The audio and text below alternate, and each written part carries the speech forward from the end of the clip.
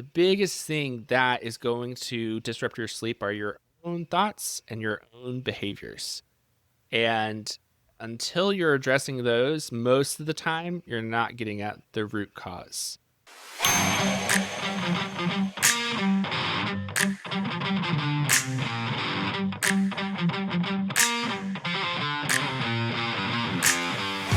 Sleepless nights aren't just a medical issue, they're often a spiritual one. Dr. Benjamin Long is a board-certified sleep medicine physician who treats patients of all ages and explores where theology meets medicine.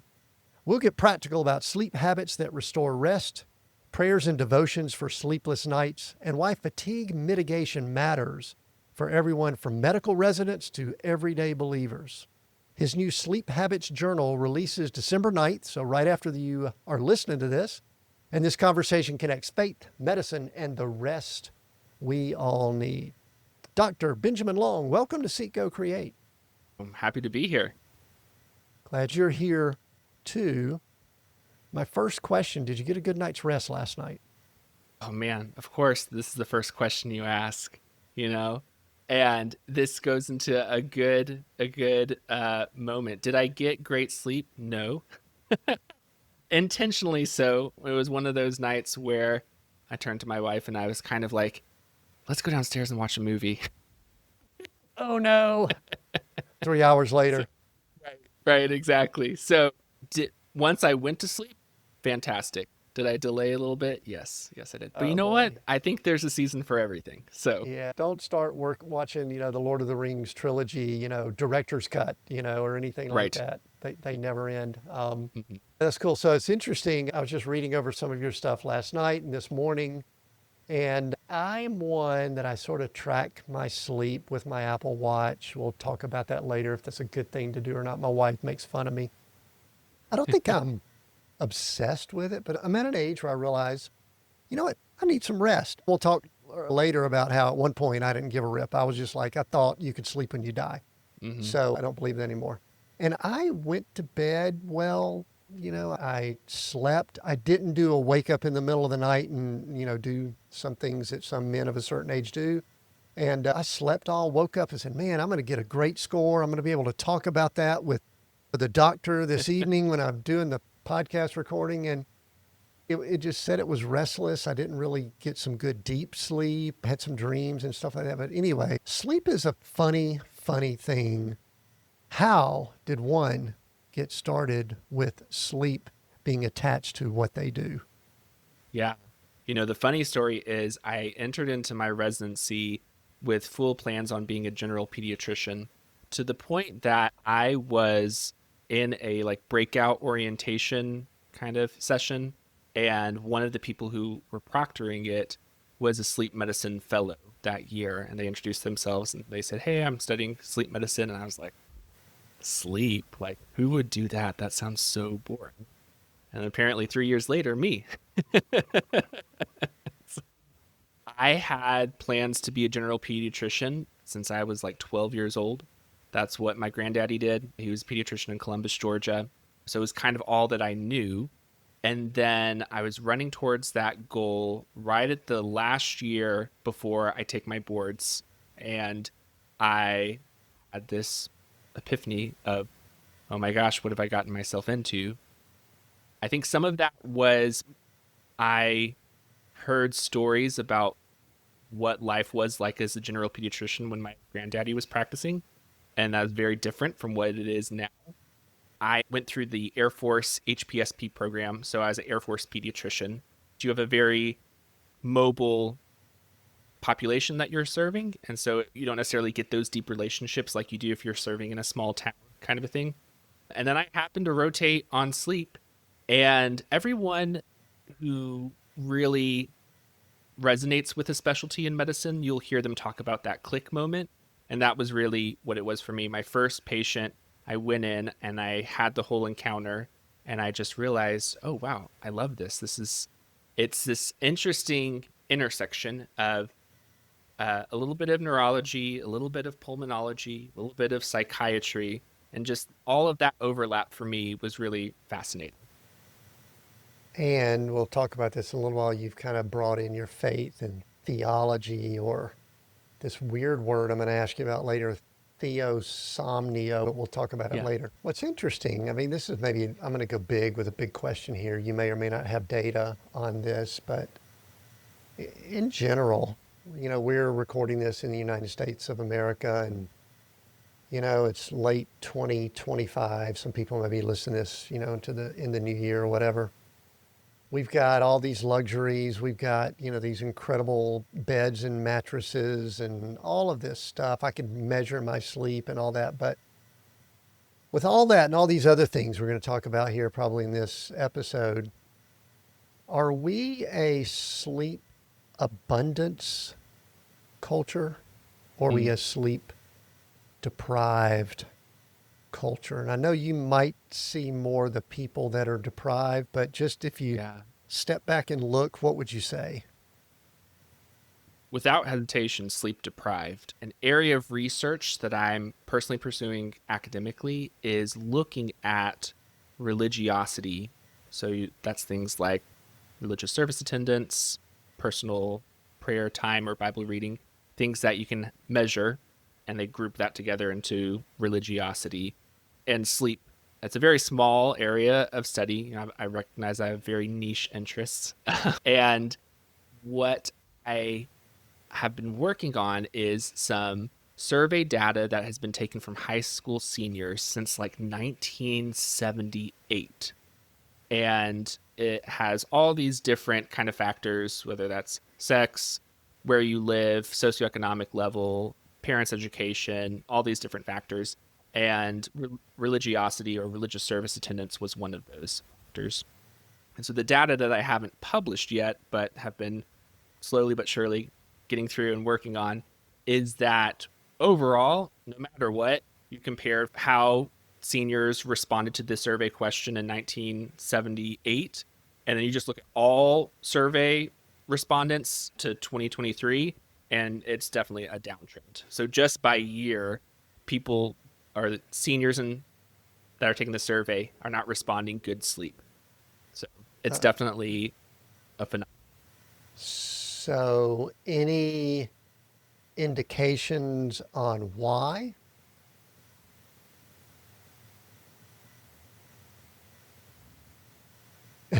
I think, yeah, And are you guessing? Is it anecdotal data? Is it just right. your options? What I mean, I could guess. I think these phones have something to do with it. Yes. Listening to stuff, staying up all night watching TV and movies, streaming. Yep. How's that for doing that last night? Yeah.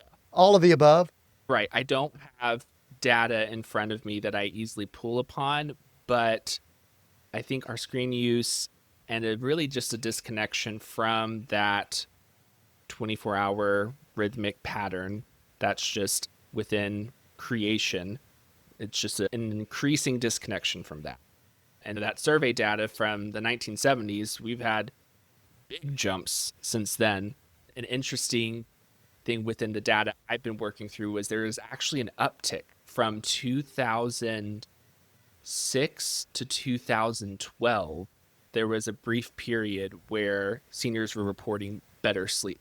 And then around 2012 or so, which also happens to be when the iPhone was really kind of getting out there more so, it starts to go down again.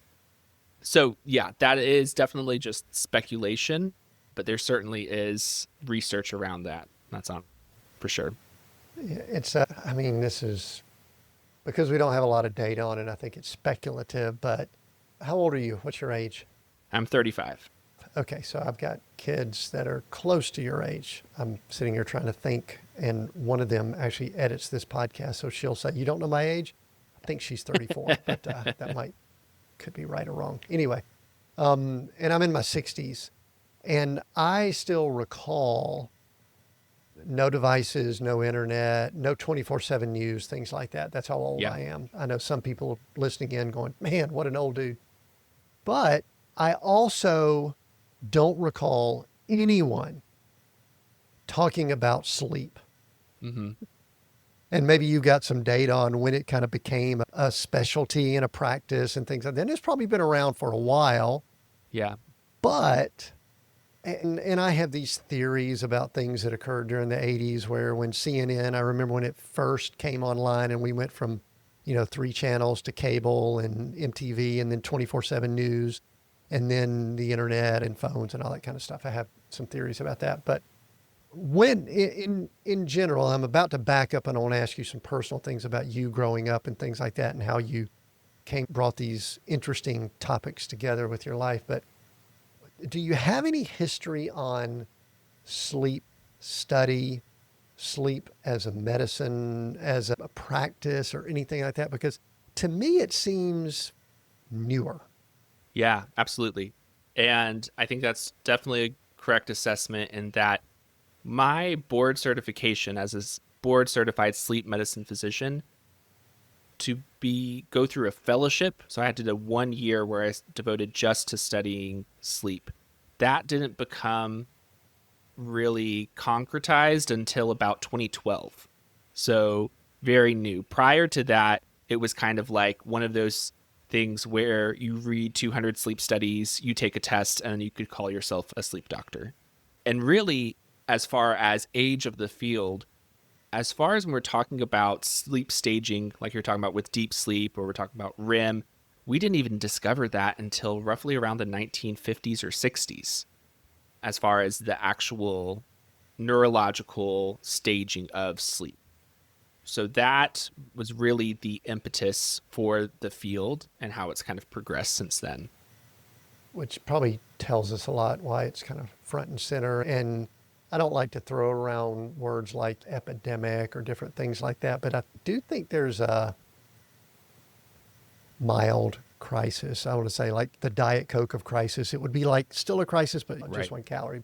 We're going to come back to all that because I want to walk through a lot of the things that have gone through my mind, ask you about it, and then we want to tie in some of these spiritual components and look at this book you've written that I was able to look through over the last few days. Back up though, you say you're 35. And so, that 80s that I brought up, you came into the world at the tail end of that great generation of go, go, go, greed is good. Did you have a spiritual foundation growing up? Is that something you've always had, or was that something that came later? Yeah, absolutely. So I'm a preacher's kid. My dad was a bivocational preacher. It's funny, I tell people he was in the Air Force and a preacher. And so most of the time people are like, oh, so he was a chaplain? Nope, he was a pilot. He flew in the Air Force. But for a period of time, he was full time ministry for a significant portion of my childhood. So Mm. I like to tell people, with my grandfather being a physician, pediatrician, and my dad being in ministry as well as being in the Air Force, I just kind of spliced them together for my career ambitions. And so definitely the center of gravity for my family growing up was the church, there Sunday morning, Sunday night, Wednesdays, and then anywhere and everywhere in between.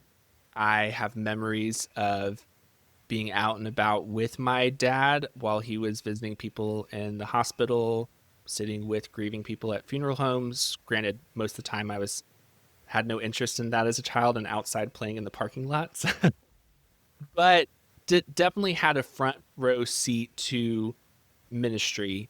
And from a very early age, probably around fifth grade or so, I started helping out with the younger kids, and then from then on was always involved in some kind of role within the church until I left for medical school.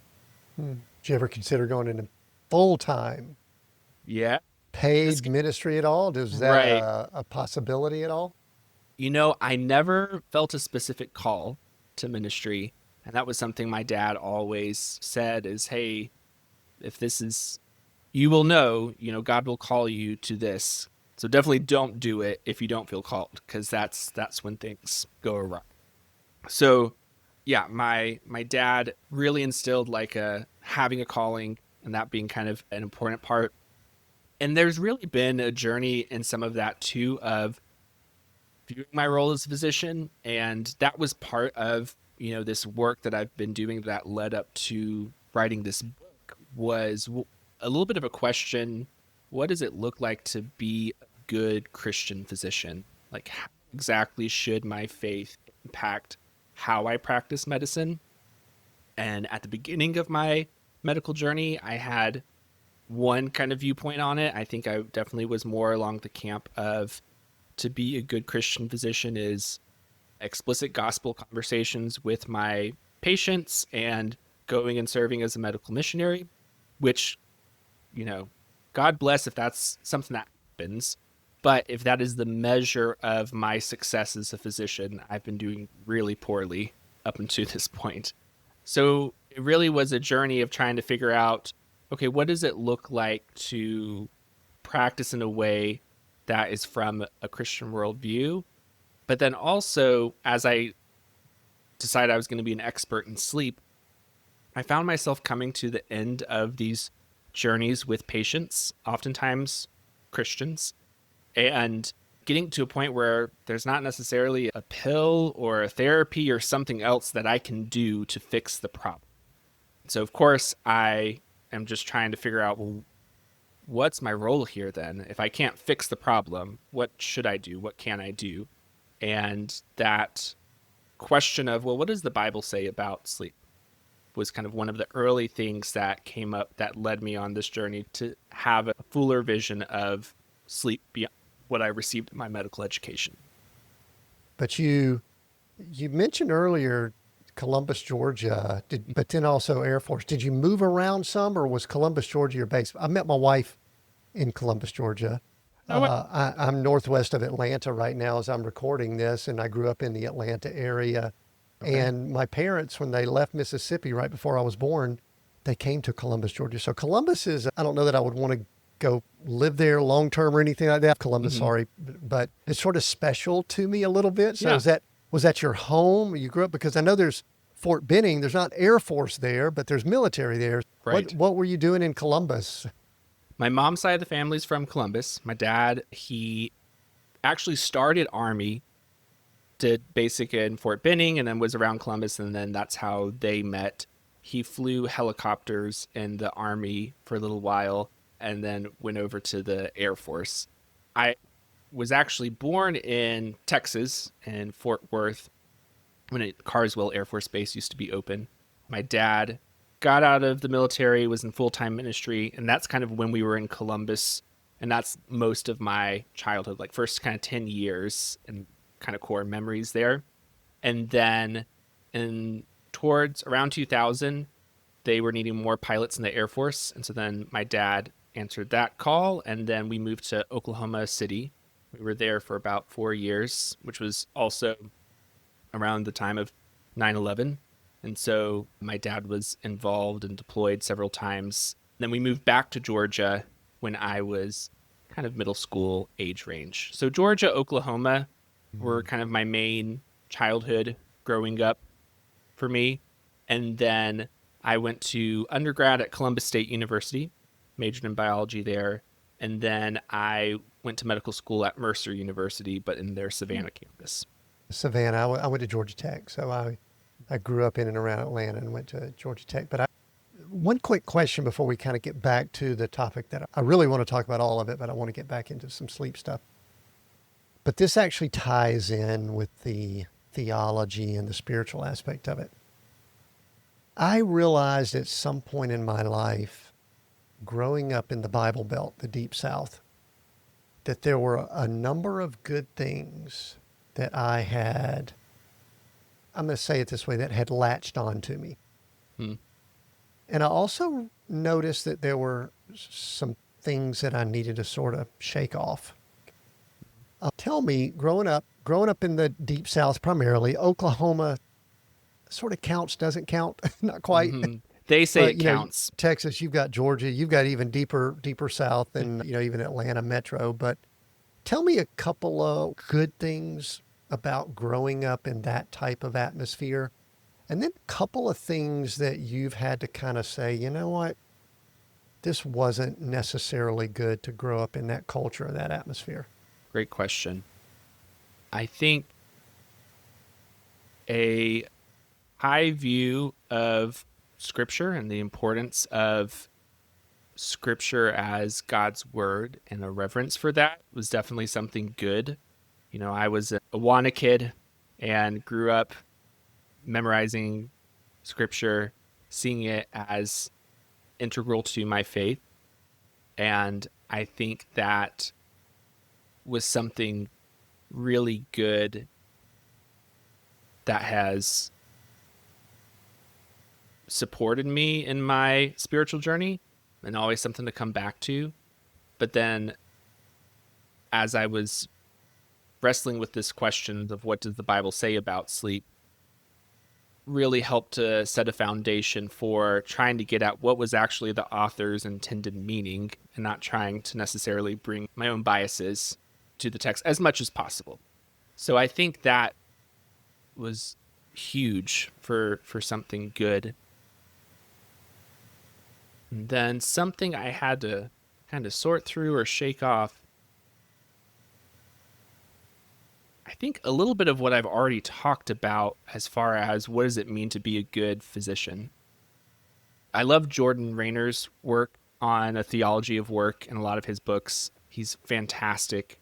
And he talks a lot about how that his most recent book, The Sacredness of Secular Work, there's not this division between secular work and religious work, that all work is good. And we see that in how God worked in preparing the garden for Adam and Eve. And so having to have a more robust theology of what work meant was really important, especially while I was in my residency where I'm working 90 plus hours a week, exhausted and burnt out, and seeing all these pictures online of my friends doing all these things on social media, but then also engaging in some stuff that I was like, what am I doing? And it felt like there was this odd disconnect of, well, certainly God isn't less happy with me now in this time where I'm preparing, or what I'm doing right now be more happy with me if I was doing missions work or something of that nature. Not to say that anyone explicitly said that, but most of the time in the context of my faith tradition, medical missions, medicine is seen as that means to an end to get the gospel to the person, which 100% we need to spread the gospel. Absolutely, like not dogging that at all. But it bypasses a question of, well, what does it look like for Christians who practice medicine? How should we be practicing that? That really brings back questions home to the doctors here in America and how we practice and how we engage. I could go on a whole diatribe on that. Well, what I'm hearing, and I agree with you, that when you are in, probably in other parts of the country, my wife and I've traveled for a long time now and typically live, work, and travel in an RV. I'm actually in a real home right now as I'm recording this. And as you move around, you realize that that culture does change as you move around the country some. And what you're talking about is in what I'll call church world most of the time. I went to Bible school for a couple of years, and there's a pecking order. It's not stated, but missionary third world, there's nothing, you can't do anything more sacrificial for the kingdom of God than that. Then after that, it kind of, comes down, and then you get business guy. The thing that's kind of weird for me, and the people that are listening in, they know this with me, I was saved in a business setting. I was around the Baptist church growing up in the South all my life, but it just never took. I mean, something about some of the structures and things, I just didn't care for it that much. And one of the things we talk about here, Benjamin, is kind of how business leadership and all that comes together. A little bit different than what Jordan does. He looks for people in work situations. These are like leaders, business people and all. And we really like to dig down on how do we bring all of that together in one place. And I do think sometimes traditional church circles try to make people feel less than. And I'll say it's snarky.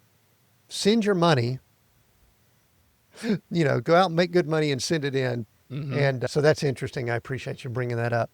I want to get back to, because obviously you did not leave some of that spiritual background behind when you became a medical professional. You brought it in, and over the last handful of years, you've been bringing it closer and closer together. It's kind of becoming one, it's becoming more synergistic. Tell me a little bit about that journey, because I think most people, a lot of our listeners will go through that. They will either be saved and start working and be really good at what they do in business, and then feel like they need to retire from that and go into full-time ministry, which might make sense at some point, but really, if you're really good at something, why not keep doing that? Yeah. Tell me more about that. Yeah. I think it's interesting. I think there's a lot of parallels with that integration journey, both for people in business as well as in medicine, in how it really impacts the questions you're asking, the methods that you are using. And so, as someone from medicine, as I said earlier, I've had this more explicit idea of what it meant to be a Christian within healthcare. And on this journey, I'm in seminary right now, trying to deepen my understanding of what it, having a Christian understanding of sleep, but then also just in this own integration journey. So there's a lot of literature on this specifically for theology and psychology, just because both of those disciplines have inherent questions of what does it mean to be human, and purpose and drive and things of that nature. And so there's it's an interesting kind of model that happens there, but I think there's probably some similarities with business as well, where we talk about theology and psychology, which we could also say theology and business, as enemies versus allies. And there's some stuff in between too. So the paradigm that I was studying for that, he also talks about spies, that you're going into one of the other territories and trying to dig what you can from it to kind of go back to help what you can, but then also you're losing some of that integrity from the other discipline. He also talks about it as kind of conquering or rebuilding or things of that nature, of saying, hey, things are so messed up in this other discipline, we need to just break everything down and start afresh from a new kind of Christian worldview or things of that nature. And then an allies model is where theology and medicine is theology is what God has revealed in his word, and then in psychology and medicine, what God has revealed in his works and creation and what we can see and answer through scientific method and things of that nature. We're studying what God has created, and that we can bring those two things into conversation, and we'll have a better, fuller perspective of the questions that we are asking. So, do you think if someone is struggling with bridging or marrying their faith with their occupation, vocation, whatever, do you think it could impact their sleep? Certainly. Yeah. I, Like you I think people can get yeah, stressed. It's like, I'm not pleasing God. Oh no. absolutely. Yeah. Yeah. Yeah. And we talk about insomnia from what's called a 3 Ps model, where you have some kind of predisposing factors, you have some kind of precipitating event that can be a stressful life event that causes the difficulty with your sleep. And then you can have perpetuating factors, where these behaviors that you're trying to respond to the insomnia that then perpetuate it. So yeah, certainly many life stressors, whether big or small, can certainly impact your sleep. So let's dive back into the sleep. I want to tell you some things I've done, and you could either tell me, gosh, Tim, you're crazy. Usually people don't do that to the host, but I'm open to it. Okay. I really am. I mean, I'll Okay. just expose myself. So my wife and I have been traveling now for 13 plus years, and we've been homeless. I mean, we've been in and out of homes, but we've lived in an RV. We were in an apartment for a little while we were in Bible school and things like that.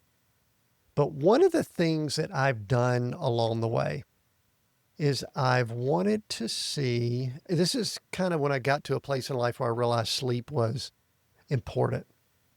I've joked with people during the 90s, I truly believed there was no reason for sleep, and I got Hmm. very little of it. I was living off 3 hours a night, and who knows? Maybe I started the no sleep epidemic that might be sweeping the country now. Maybe it was me.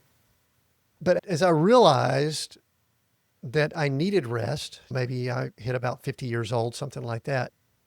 I actually started realizing when in certain places I slept better than others. Altitudes, certain climates, when I could breathe well through my nose and when I couldn't, things like that. We would be in Breckenridge, Colorado for 6 weeks. And I would realize this, at 10,000 feet, I can't sleep. I mean, Hmm. I just can't. And I noticed things like that. And I started looking at temperatures. I sleep really well when it's 48 degrees outside of the covers. My wife, not so much, so that doesn't work out well. But I mean, I just experiment and play around with things. What do I do leading up to going to sleep at night? What do I do in the morning? I know that, like, over the course of, I'm not looking at one night, I'm looking at like a 3 to 5 night cumulative, rolling average, things like that. Oh, I think you're onto something for sure. Yeah.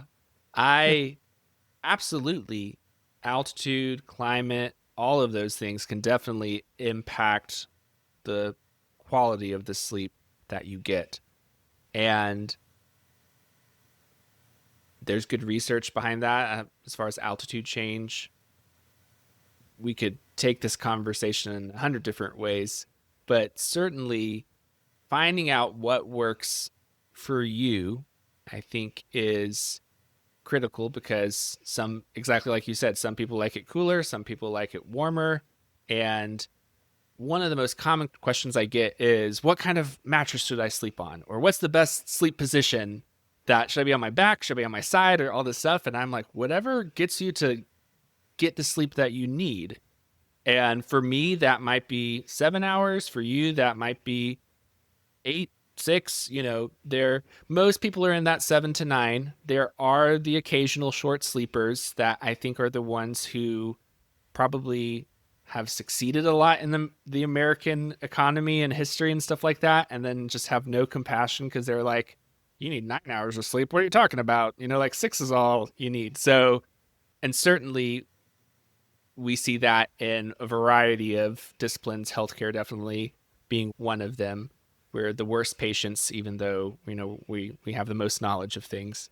And I think that finding out what works for you and understanding what it is that your body needs. So, like, if you're tracking on your Apple Watch, what's like the average sleep that you typically get on your watch? I'm about 7 to 7.5. Pretty consistent waking up, Yep. Yep. you And know. that's a huge thing that I always am talking about on my channel is really just trying to have that consistency of that bedtime window and not thinking that you're doing something wrong if you are getting 7, but oh, I should be getting 9 or something like that. Like, people will think that there's a certain number sometimes that they're supposed to get, but it's really what your body needs. And the best way to do that is through a wearable or just an old fashioned pen and paper and tracking kind of how much sleep you get. And then that really becomes your anchor. And then you're able to respond because life, I tell my patients this all the time, life, to live is to experience precipitating factors for sleeplessness. So you're going to have something that gives you a terrible night's sleep, no matter what, if you're alive.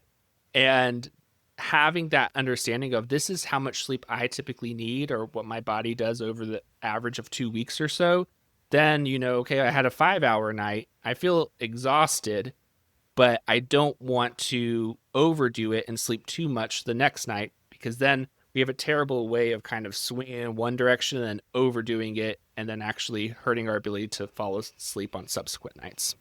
Let's take a quick pause. I want to ask you something. When was the last time you really questioned what success means? In my novel, Coach, A Story of Success Redefined, you'll meet Cooper Travis, a man who had it all but still felt empty. His story mirrors what so many leaders quietly face: the pressure to chase more while silently wondering, is this it? This isn't just a story, it's a wake up call. It's about transformation, faith, and learning how to break free from the addiction to achievement. If you're ready to redefine success on your terms, then Coach is the book for you. Visit timwinders.com/books or grab your copy wherever books are sold. Let the story do its work. All right, let's get back to the conversation. I love the question about the mattress. I guess I haven't thought of this. There are some things in our current world that allow people to charge incredibly high amounts of money because people think they're supposed to. One is when people get married, for whatever reason, they throw absolutely silly money and people take advantage of that really well. Second time is when people die, when there's a death in the family. I've got friends in the funeral business, so I'm not totally dissing this business, but that's a good time to, have some money. Since you brought it up, mattresses are one too. And my wife and I were actually building a home. We traveled all over for 13, 14 years. We are about to start building a home in southern Arizona in the desert at 2,900 feet because I know that's optimal for me because I've kind of tracked it. It's kind of high desert, so it's dry and really beautiful part of the country. And there's one piece of furniture because we had some stored away that we're going to have to get, and it's our master bedroom mattress. And I've started looking around. I'm going, oh my, it has been so long since I bought a mattress. This is amazing how they're pitching this. Mm-hmm. There's a lot of money to be made there, right? Maybe we should get in the mattress business. What do you think? Absolutely. The main research that I talked to people about was done on the firmness of the mattress for people who have low back pain. And there's small, but actually some pretty okay research that showed having about a medium firm mattress is going to be the best for your back pain. So that not too soft, too hard. Outside of that, don't have much knowledge of that. Yeah. And I think you hit the nail on the head because sleep is this growing huge industry, whether we're talking about mattresses or we're talking about supplements or we're talking about gadgets and all this other stuff to help optimize your sleep. And I think this goes back to our conversation of thinking deeply about Christians in business and in medicine and in different industry. And what does that look like to ethically be pursuing, operating in the, not workplace, but in the industry, being a Christian in that. And so that's one thing. Other thing is, I think it also gets back to the unasked questions we get a lot of times with so many times when my patients come to me. Of course, they want me to fix their sleep is the number one. They're really surprised when I don't necessarily go straight to a pill because that's what they expect me to do as a physician, is just write them a prescription. But there is this idea that I should be able to live my life in whatever way and somehow still get the sleep that I need. And I tell patients this all the time. The problem isn't the mat. It might sometimes be the mattress. Like if you have a really old mattress, might need to get a new one. But it's not a new mattress. It's not a, silk-lined eye mask. It's not the, whatever new supplement rage is on the internet right now. The biggest thing that is going to disrupt your sleep are your own thoughts and your own behaviors. And until you're addressing those, most of the time, you're not getting at the root cause. There is a conversation that needs to be had around the marketing and the tactics and the promises that we have on that business side of the sleep industry. And there's not a lot of research to support it. Right.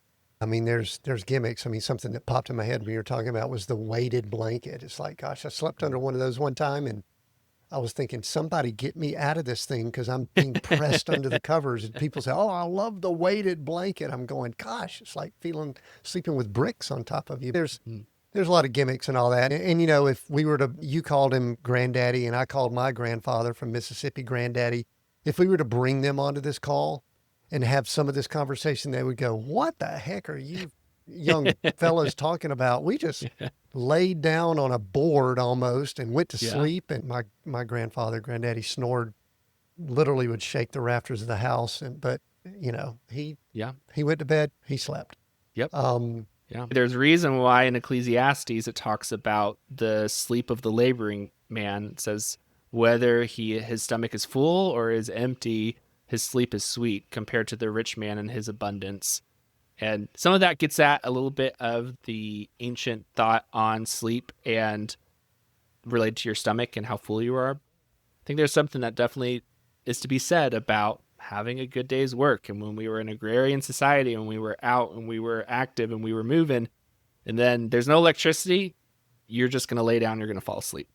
you know, work hard, come in, eat. You're probably not going to Hmm. watch TV. You're not going to get up in the middle of the night and watch movies and stuff like that, or your screens, and you're going to go to sleep and Hmm. sleep good, wake up, do it again every day, and probably not think about it that much. Hmm. All right. Well, I do have one, this is sort of like a practical, since I've got a doctor of sleep on, I'm going to present something that's interesting that my wife and I have, and I bet we're not the only couple that has this. And then I want to start moving into some of the spiritual aspects of sleep because that's one of the things I want us to kind of move towards and finish up with. So when I lay down here, where it is 7:23 p.m. and we're recording this, and I'm typically already starting to move into a mode where I'm getting prepared. I'll be probably by 9:30 ready to go to bed. I just got even a portable sauna that's in our bedroom. I might even do a sauna if I could get it assembled, take a cool shower and crawl in bed right after that. I mean, I'm into prepping. And I will typically lay down, read a little bit because I'm getting tired, and then I'll go to sleep and go to sleep hard. And then at about 3:37, ask me how I know that, I'll start coming out of that and I'll usually wake up. And sometimes it'll be, you know, I start thinking about something. Sometimes I'll get up and, you know, go to the restroom, lay back down, maybe go back to sleep, sometimes not. Anyway, my wife, she lays down, sometimes takes her an hour or so to go to sleep, takes her a while to kind of get in that mode. I don't know if it's the deep REM or whatever it is. But Hmm. then by the time morning comes, she is sleeping hard and tough to get up. So we've got sort of opposite sleep patterns. Hmm. Talk a little bit about anything that you want to say about what I just shared, because I think a lot of people deal with that kind of one and the other, I'm guessing. Yeah. I think I would encourage listeners, one, to be willing to look at your options and see if there is a good sleep physician in your area, and having a full conversation on it is one. Because a lot of times people just think, like, yeah, I have some problems with my sleep occasionally, but like, what are they going to do about it? Or it's not affecting me so bad, kind of a thing. I'm getting most of my sleep, but we know if even if your body is 7 hours, that's what it needs, and you're only getting like 6.5, that is going to impact you, with your audience being entrepreneurs and people in business and things like that. There was a really interesting study that was done in 2019 that looked at sleep deprivation specifically in entrepreneurs and their ability to assess new business venture ideas. And they compared sleep deprived people with people who had reported being well rested. The interesting thing was that sleep deprived entrepreneurs were more likely to rate three different business ideas. They had a highly attractive one, normal, and a least attractive one. They were more likely to rank that least attractive one as being higher compared to their well rested counterparts. Getting the sleep that you need really can impact your ability to have that deep structural thinking and engagement in whatever your task may be. So I think having the question and being willing to go talk to a professional is always a great step number one. For me, I do 45-minute initials, and then I'm able to have a whole conversation, get your whole history, and go through that and really make sure I'm tailoring something to you specifically. And sometimes that is a little bit of a conversation or some fine tuning, but then I think it's helpful because then that's tailored to you. And you have someone else who's there walking you through it instead of going through countless Google articles or things like that and trying to piece this out on my own. So that would be one. The other thing is your circadian rhythm is pretty genetically determined. So when I say circadian rhythm, that is, you can think about that as actually your activating rhythm. You have two processes that determine your wake sleep states. Sleep pressure, or process S, is the longer you're awake, that builds, it kind of correlates with the buildup of adenosine and other byproducts in your brain that are going to make you more and more sleepy. And then as you fall asleep, then your brain starts getting rid of those things. Then on the flip side of that, you have your circadian rhythm, which is this kind of waxing and waning 24-hour pattern. If you've ever stayed awake for a full 24 hours and then you're getting to mid-morning the next day and you were really sleepy, then all of a sudden you kind of have this little burst of energy and you're like, that doesn't make sense. That's probably your circadian rhythm. And you'll feel good for an hour or two, but if you don't go to sleep soon, it's going to start tailing off and then you're going to feel really sleepy pretty soon. So that activating rhythm, when you hear people talk about chronotypes, night owls or morning larks or things of that nature, that's one of those things to be kind of aware of. Is there's probably a pretty significant portion of people who are true night owls and they just cannot sleep until close to 1 or 2 a.m. and their body wants to stay asleep until closer to 10 a.m. to noon. And the problem with historically these patients has been they get labeled with insomnia and all of these other things when it's really not that. And it's a totally different treatment for that compared to true chronic insomnia. So that would be one thing for listeners. If you have struggled with sleep problems for a long time and maybe you fit more of that night owl where you're just like, I'm not sleepy until 2 a.m. and then I cannot function until noon. Again, would be a great conversation to have with a sleep physician to see if that's what's it for you and there's a tailored kind of treatment for that. And I think the other thing that came up in my mind was the waking up in the middle of the night. I think we often think that I'm just supposed to sleep a full 8 hours. Waking up's normal. So the biggest thing I usually tell people is how long you're awake. So if it's less than about 15 to 30 minutes, then totally fine. Even if that is you wake up and you remember 4 or 5 nighttime awakenings. If you can flip back over and then fall back asleep, that's totally okay. But it's that waking up and I can't get back to sleep. And sometimes that waxes and wanes. And that goes back to that kind of yo-yo pattern I was talking about earlier where your body's 7 and then maybe the other day you were trying to catch up and you got like 9 hours of sleep and now you're operating out of a deficit. And so then you're going to have more nighttime awakenings because you're in a deficit. So sometimes the easiest thing is actually just tracking your sleep for a couple weeks and then trying to kind of match your time in bed to how much sleep your average sleep is. If yours, like you said, was about 7.5 hours, but you're spending 9 hours in bed, you're not being as efficient with your sleep, and you want roughly that to be 85 to 95%. I've actually considered, it's kind of tough to do with my current schedule with some of the work I'm doing and things.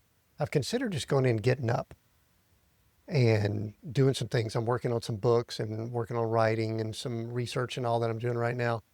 Getting up, starting to do some things, do some work. And then I would love it. I'm not in a position right now, but I'd love it to take about a 45-minute nap. Not too long after lunchtime. Mm-hmm. And I haven't been able to really test that well, but I'd love to. I love testing stuff and seeing what works and stuff like that.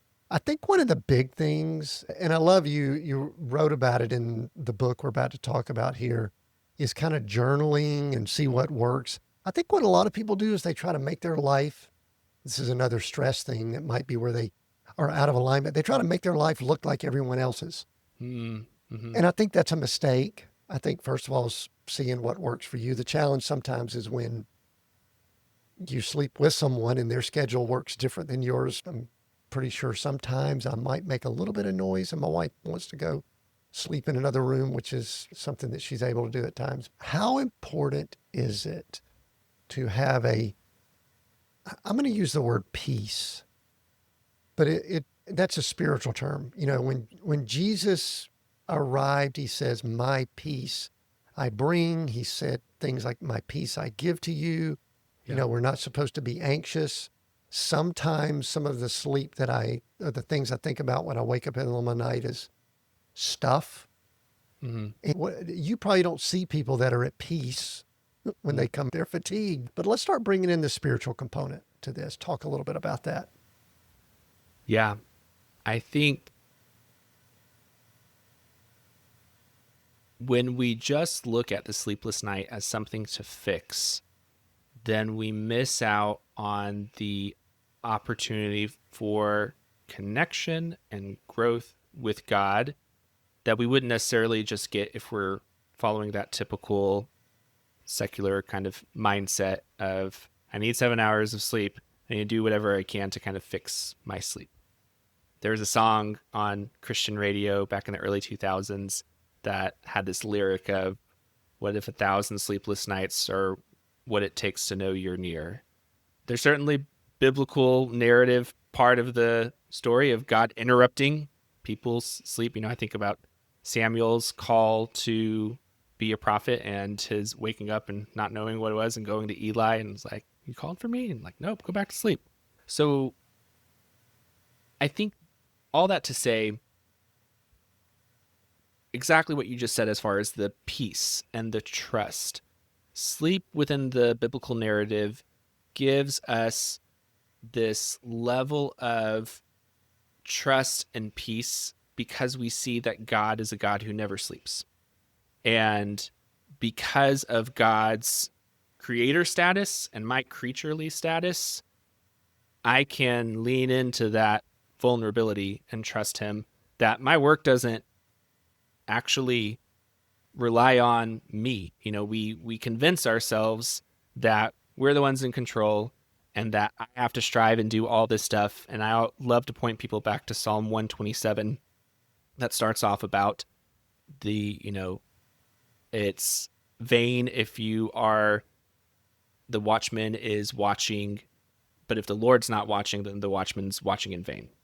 And it's vain if you are foregoing sleep, you're staying up late to work and to toil and to eat the bread of anxious toil, is how it's worded. And then in verse 2, it says, "But God gives to his beloved sleep."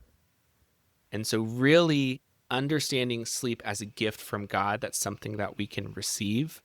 That is just 100% that story and that narrative that we get from God's word, totally different from a mindset that's just built on secular humanism and that you will encounter if you go to a typical medical practice to get your sleep treated. And so there's all this, we live in an anxious and unsettled age. And to a certain extent, I can sit down with someone and talk to them about their thoughts that they're having, distortions with those thoughts, how helpful or unhelpful. We're very utilitarian and pragmatic in some ways within medicine, and that's kind of how most of the conversations go. So we're not talking about how true the thoughts are, we're talking about how helpful the thoughts are. And we can talk about replacing those with more helpful thoughts. But then that's about it. That's kind of where the therapy ends of cognitive restructuring, which is a component of cognitive behavioral therapy for insomnia. But then for the believer and Christian, then it goes into that next step is one of those, the thoughts that we are replacing with is the truth that we believe that God is in control and he cares for me and he loves me and cares for my sleep. And so we we're able to have a different conversation about peace. And I say in my book that this journey into the sleepless night through the Bible brings more comfort and joy and peace because we are submitting our lives to the creator of those things. And so I think of when you're talking, I think a lot about Psalm 3, where David is on the run. He's fleeing from Absalom, and it kind of has this narrative that everyone's around me and they're like going to attack me. I'm surrounded. And then it has this, and then I lie down and sleep, and then I wake up, or you're with me. And which seems totally counterintuitive because his life is in danger, and yet he sleeps as this act of embodied trust. And that's the thing that I can't get past within the Bible, is that level of trust of God's bigness and my smallness, that when you meditate on that and you reflect on that, are you still going to have sleepless nights? For sure. I try my best to not say, I'm going to fix your sleep. I really even try to kind of move away from better sleep. I say that occasionally and stuff, but all that to say that when we are spiritually transformed when we encounter God. And that is really the hope of this book, is to bring people sleepless nights to God and trust that he can be trusted. The word that popped to me, maybe God gave me the word that you wanted to say, was living a rested life, being Mm-hmm. just kind of at rest. And I use the word peace a lot. It's something that, and I know that that word doesn't mean, it's different for different people, but it's just where everything's in alignment and I feel rested. I'm not anxious. It doesn't mean there's not a lot going on. I've got a lot going on right now. And I call this a resource that you created. I'm going to read the title and you can tell me more about what you were trying to accomplish here. Sleep Habits Journal: Practices, Prayers, and Devotions to Ease Your Sleepless Nights. First of all, tell me about the title. That's kind of cool. Full disclosure, the publisher came up with the title. Did they help So, you? It got to be a little bit collaborative. It's not like they made up something. So they had to pull something with that though. right. The funny story for this is actually the publisher was kind of already on the journey to create this book. They initially reached out to me and said, "Hey, can we collaborate on this?" And I was like, "Actually, could I just write it for you?" And by God's grace, and I'm so appreciative of them, they said yes. Part of that really early developmental stage that they were in was a lot of that research on the title and things of that nature. I had small input into to ease your sleepless nights, because I think previously it was restless nights, and I said, "Hey, maybe I use the sleepless night rules, so maybe we could make that kind of a thing." But truly, I think it's this amazing thing that happens in collaboration where, that the coming together of ideas, you get this better product than what you were going to have alone. Because my actual vision for this book was a full nonfiction trade book, whereas what you have is actually a gift book that's short and sweet. I like to say that they're independent, bite sized activities. And so, really, in this process, a little bit of my pride kind of came against it because I had this idea of like, oh, I wanted to do this. But as we went through the writing process, I really saw the wisdom in it, because in some ways, I like to say it's a book for people who hate to read, because you don't have to get through an entire chapter before you have some kind of actionable steps or things that you can do. It's written around what I call the sleepless night rules. So that way you can jump into whatever step of the rules that you're having a problem with. And in one activity, it's going to move you one little step closer on your journey through the sleepless night. Yeah, I've got a digital copy, so I'm scrolling through it as we look. It's very attractive, by the way, the actual layout and the book and everything like that. And there was some of the steps on the sleepless night rules that was interesting to me. I might ask about it really quick. And Yeah. then there was first of all, I think it's if you can't go to sleep, but I'm going to kind of incorporate this into if I wake up and then can't go back to sleep. Yep. You say rise from bed if you cannot fall asleep and then connect with God and wait to feel sleepy. Yeah. I think what people do is the opposite of that usually, Hmm. but I could be wrong. Tell me just a little bit more, and then I've got one last question before we wrap up here. Yeah, you're right on it. Rising from bed is probably one of the hardest steps in the sleepless night rules. There is a theory that we are creating an unconscious association with the bed and wakefulness. And so when you're doing that with years and years and years, you create this association in your brain that if I'm tossing and turning and getting frustrated in bed that I can't fall asleep, then the bed becomes where I am frustrated and awake. And so rising out of bed, even just getting out of the bed and maybe in another part of your bedroom is totally fine. For some people, they have to actually leave their bedroom. But what we're doing there is actually just trying to disconnect that association in your brain. And then part of the theology and things that I'm reflecting on in the book through that too is thinking of ourselves as more embodied, as body soul complexes. And so, what is that doing to my soul when I'm pivoting to rise out of bed, out of my frustration? So I believe it's available next week. It's, I believe, if we're doing our math, we're recording this a little bit earlier, but it should be right after this releases. So anything else about where people can find it, get it, do things like that? It's kind of a journal aspect. There's a lot of things where people write, which I think is important for something as important as sleep. But anything else you want to say about where people can get it or things available when it's released? Yeah, easiest place would just be going to sleephabitsjournal.com. And then that will take you straight to my website where it has all of the different vendors. But even if you just Google it or go to your typical bookseller, then you're going to be able to find it there. And yeah, I think that it's designed to be done as like self-help. Statistically, everyone who's listening knows somebody who has problems with their sleep. Pretty confident about that. So we're getting closer to Christmas time and stuff like that. And part of that, aesthetic component of it too is fantastic for a gift for someone who's really been struggling with sleepless nights. So definitely would recommend it for that too.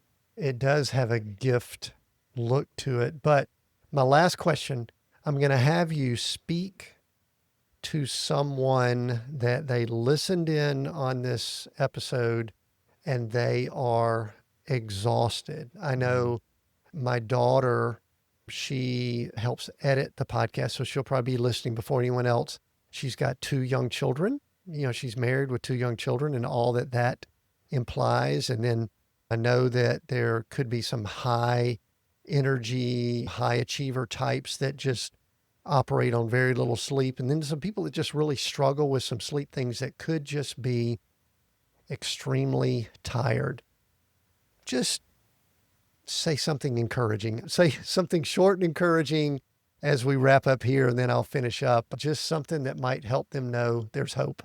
Yeah, I think that is so often the person who's sitting across from me when I'm seeing you as your physician. And so I really had that in mind as I was writing the sleep habits journal. Really try to create that with the tone too, to engage people where they're at. Some people will go through it and they'll have activities that don't really resonate with them, but I really tried to make sure I kept that exhausted mom, child with little ones, and they can't even remember the last night of sleep that they had and feel just out of it. And how do I get through? And I think one of the things that I love about our faith is this beautiful paradox that we worship a God who never sleeps, he never grows weary, never has need for sleep, and yet paradoxically understands our sleeplessness through the life of Jesus. And so, by the Holy Spirit who is with you in your sleeplessness, can truly actually empathize with you of what you are experiencing in your exhaustion and how tired you are. And I believe where the Spirit is, then we are moving towards some sense of healing. That could be a whole other podcast in and of itself. Of what do I actually mean by that? But what I mean is that God can be trusted as a companion on your sleepless night. and he is always present and ready to connect with you. And finding a small moment or a small breath or a small prayer may be just what you need to be able to take that first step on your journey through the sleepless night, and just know that there's a God who cares about you and empathizes with you. That's good. Dr. Benjamin Long, thank you for this conversation. The name of the book is Sleep Habits Journal, Practices, Prayers, and Devotions to Ease Your Sleepless Nights. And again, it should be available here in the next few days. I think, was it December 9th? Is that what I That's saw it. somewhere? So, and it's a good looking book for gifts and things like that. Thanks for listening in. And it's getting evening for me, man. I am just hopeful and prayerful that you will have a fantastic evening, sleepful, restful season, this holiday season that you might be listening to this in. And I appreciate what Benjamin's doing. I do think that he is in ministry because exhausted people are not typically at rest and at peace. And it's hard for them, I believe, to really see all the things that God can do in their lives. There are seasons that we go that we might have to, go through medical school or build a business or a company or something, but do believe that he's in ministry, and I appreciate what he's doing and sharing this. So we are Seek, Go, Create. We've got new episodes every Monday. We're on YouTube, all the podcast platforms. Thanks for joining us. See everybody next week.